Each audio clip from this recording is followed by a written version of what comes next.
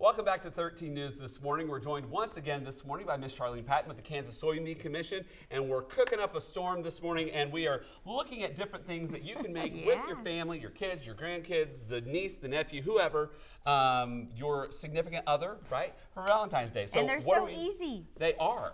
So what are we making? Well, I love these cookies. They are red cookies. I made the dough ahead of time because we're going to talk about decorating them. But this is a delicious cookie. It has soy sour cream in it, and it makes it so delicious.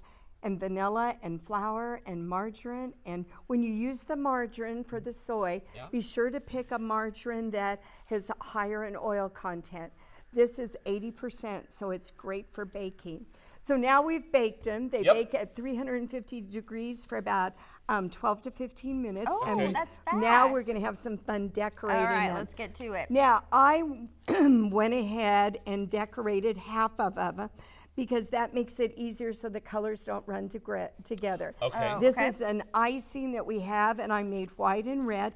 But we were talking before this segment that even though these are red and white for Valentine's, it would be great to do red and maybe yellow for a favorite team around here, right? We love these. Yes. So what you're going to do, and I gave you each a piece of wax paper, and we'll just show that tip. We're going to cover up what we already have done, and it's best to frost this and then let it sit before you do the next one. Which makes sense when you said, I thought honestly, Charlene, you were just being lazy and looking for free labor for Raina and I, but it makes sense that you have to let it set up because that way you're not running them together, right? Exactly, exactly. Oh, this is easy. Easy, isn't it? So put those on. You both have red and we have the white one here, but you could use food coloring and make it orange if you wanted to. And then we have our sprinkles, and I did another white here. Raina, I'm just going to borrow this a little bit because we talked about our Chiefs, and I brought a little bit of orange sprinkles here. So we have a red cookie, and we have white sprinkles and orange sprinkles over here.